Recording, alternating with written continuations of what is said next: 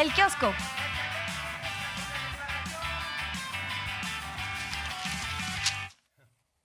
Y fue nota, por ejemplo, esto de Reforma, ¿no? Porque puso la primera plana López Obrador y dice, están criticando a la 4T, dan el cielo a militares. Bajo esta narrativa de están militarizando al país, se trata de vigilar también el espacio aéreo.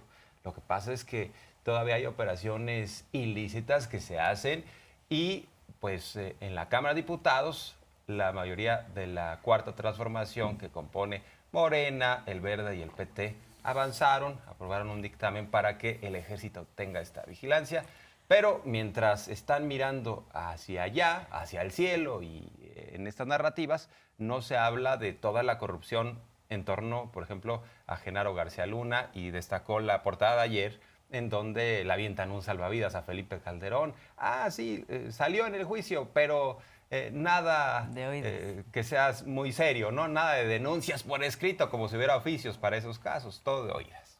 Así es. Y nada más aclarar sobre este tema de dan el cielo a militares, se estableció que esta vigilancia pues, es materia de seguridad nacional, lo cual pues es facultad de las Fuerzas Armadas, y lo que parece más bien que era una anomalía es que no estuviera regulado de esta manera. Ayer se regula con una mayoría de votos, luego hay una importante parte de diputados, sobre todo del PRI y del PAN, que se abstienen de esta decisión, y es Movimiento Ciudadano quien sale y dice, nosotros votamos en contra, son 26 votos alrededor, que dicen, nosotros no queremos que se militaricen ahora los cielos, ¿no? En esta narrativa, pero pues en realidad es un no debate, así lo plantea el Reforma, evidentemente haciendo, nutriendo este relato de que se está militarizando ahora también el cielo y el mundo y México y todo, ¿no? Y el presidente de la Comisión de la Defensa en la Cámara de Diputados, que es un panista, habló en favor del dictamen y luego se abstuvo. O sea, nada más para que vean que sí es un asunto también politiquero, que es nada más oponerse a todo lo que plantea la 4T.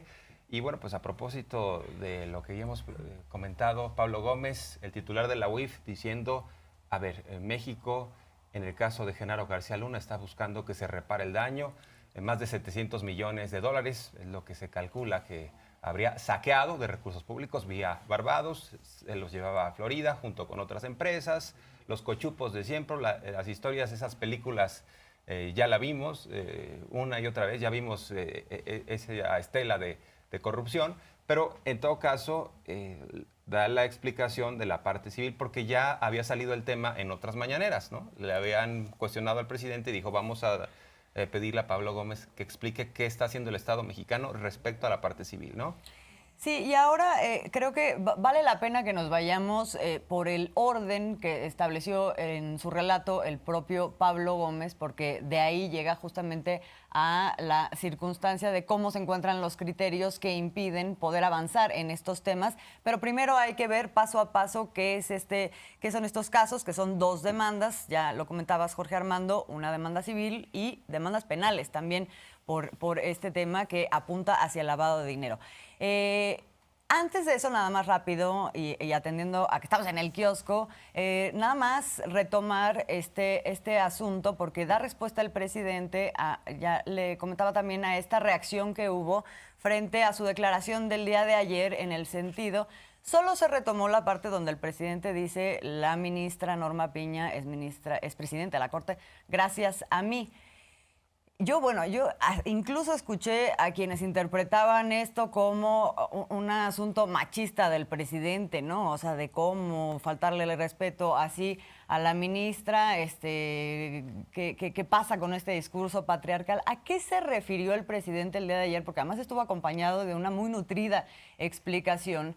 Tenía que ver más bien con que el presidente se abstuvo de una práctica que prevalece, por cierto, en los estados y que siempre había prevalecido, que es que desde el Ejecutivo se trazaba línea de quienes ocupaban la Suprema Corte de Justicia y quienes eran presidentes, cosa que ahora no sucedió. A eso se refería el presidente, y por eso ahora, y lo digo porque está también en la primera plana del Reforma, destacando únicamente este pedacito que dice Norma Piña es presidenta de la Corte. Por mí, el presidente hoy habla justamente de eso y vuelve a situar de dónde parte su señalamiento. Miren, no estamos hablando solo de la Corte. Vamos poniendo los pies en la tierra. A ver, no. Estamos hablando de los jueces, de los magistrados y de las juezas y las magistradas. Pero no estamos hablando de todos, porque me consta que hay jueces y magistrados que le echan ganas y apoyan.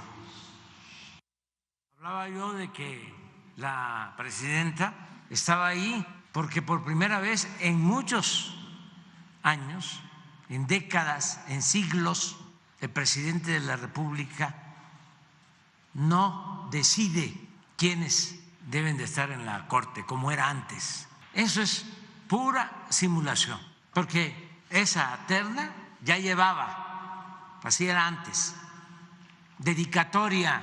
Toda esa simulación fue lo que caracterizó al régimen de corrupción, de injusticias, de privilegios, a la república simulada que se padeció por mucho tiempo y que todavía prevalece, como es el caso del Poder Judicial, con honrosas excepciones en jueces, en magistrados y también en ministros.